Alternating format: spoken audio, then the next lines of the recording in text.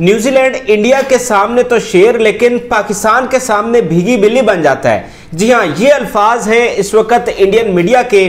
पाकिस्तान में बहुत ज़्यादा खुशियां मनाई जा रही हैं, पूरी दुनिया में पाकिस्तानी खुशियां मना रहे हैं, एक तारीखी जीत पाकिस्तानियों को मिली है।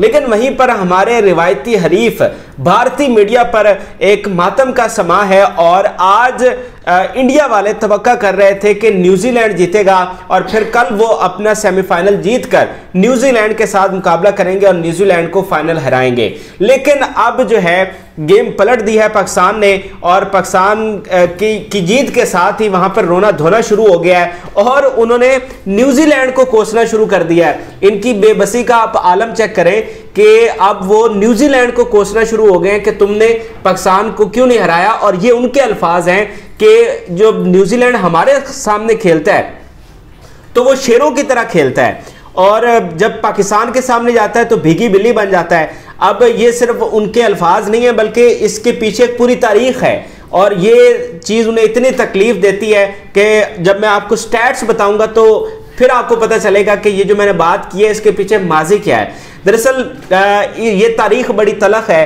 और भारत के सामने जब भी न्यूजीलैंड आया है भारत को बदतरीन शिकस्त हुई है और आज जिस ग्राउंड में मैच हुआ है उसकी भी बड़ी दिलचस्प चीज़ें हैं जो पाकिस्तान की फतह के साथ जुड़ी हैं और इंडिया की बदतरीन शिकस्त के साथ जुड़ी हुई हैं। अब ये जो सिडनी का क्रिकेट ग्राउंड है ये वही ग्राउंड है जहां पर 1992 में जो है वो पाकिस्तान ने बड़े मैचेस जीते थे और फिर ये वही ग्राउंड है जहां पर इंडिया की जो टीम है वो टेस्ट में 36 पर ऑल टीम आउट हो गई थी। यानी कि जो इंडिया का लोएस्ट टोटल है 36 का वो इसी ग्राउंड में उन्होंने किया था और 36 पर इंडिया की टेस्ट टीम जो है वो ऑल आउट हो गई थी। तो इस ग्राउंड के साथ उनकी वो सबसे इबरतनाक शिकस्त वाली याद जो है वो भी जुड़ी हुई है। अब अगर हम इस चीज़ का मुवाजना करें कि न्यूजीलैंड वर्सेस इंडिया और न्यूजीलैंड वर्सेस पाकिस्तान, अच्छा अगर इस ग्राउंड की बात करें तो ये वही ग्राउंड है जहां पर भारत की इबरतनाक शिकस्त की यादें जुड़ी हुई हैं और पाकिस्तान की फतह की बड़ी ज़बरदस्त तारीखी यादें हैं। ये वही ग्राउंड है जहां पर इंडिया की जो टीम है वो 36 पर ऑल टीम आउट हो गई थी। टेस्ट टीम जो है वो 36 रन पर ऑल टीम आउट हुई थी और उसके साथ इंडिया की बड़ी इबरतनाक यादें जो है वो जुड़ी हुई हैं।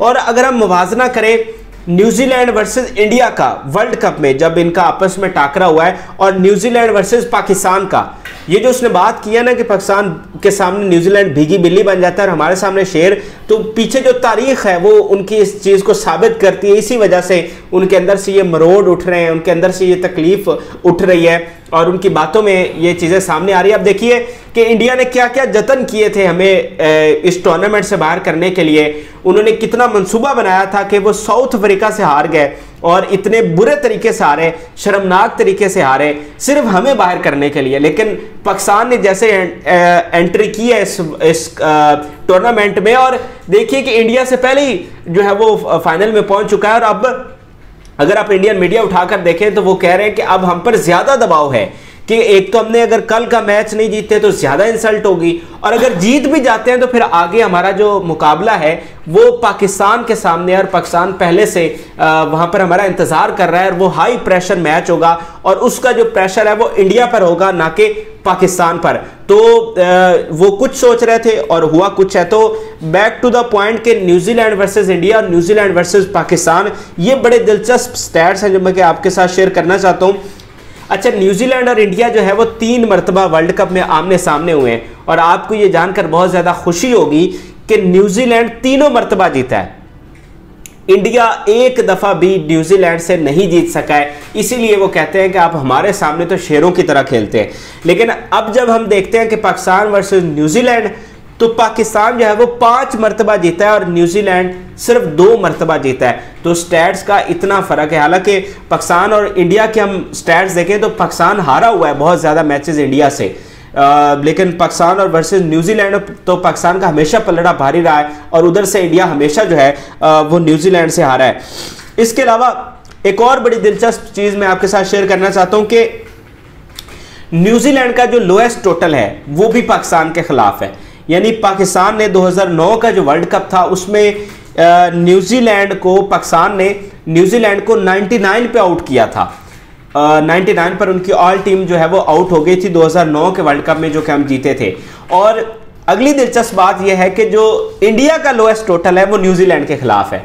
यानी न्यूजीलैंड की टीम ने 2016 के वर्ल्ड कप में उनको 79 पर आउट कर दिया था, पूरी टीम को 79 पर आउट कर दिया था।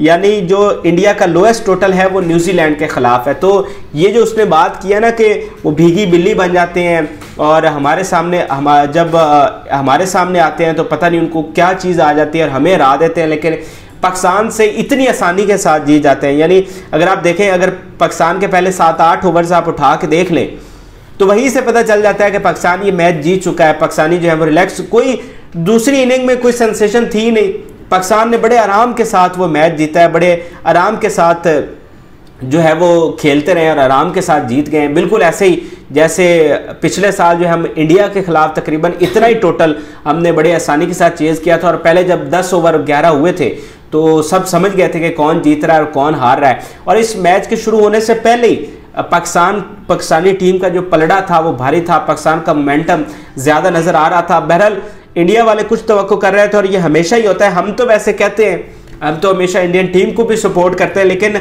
पता नहीं क्यों कि इंडिया को मरोड़ उठते रहते हैं। उन्हें हमारी मुखालफत का बहुत शौक़ है। और जो चैम्पियन ट्रॉफी हुई थी तब भी उन्होंने कहा जी Pakistan versus India, Pakistan versus India. फिर एट द एंड उनको वो इबरतनाक शिकस्त हुई कि आज तक वो उस चीज़ को भूले नहीं है। तो अब भी वो Pakistan versus India, Pakistan versus India कर रहे हैं। तो मैं उनको ये कहूँगा कि बिल्कुल आप पाकिस्तान वर्सेस इंडिया करें। पाकिस्तान फाइनल में पहुँच चुका है, आप आ जाएं। और अब आपने भागना नहीं है, अब आपने छोड़ना नहीं है मैदान, अब आ जाए। हम तो आपका इंतज़ार कर रहे हैं, लेकिन पहले आप इंग्लैंड को हराएं और उसके बाद फिर आएँ और हमारे साथ मुकाबला करें। हम तैयार हैं। उम्मीद करता हूँ नाजरीन कि आपको ये दिलचस्प वीडियो पसंद आई होगी। फिल वक्त के लिए इजाज़त दीजिए। अल्लाह हाफिज़।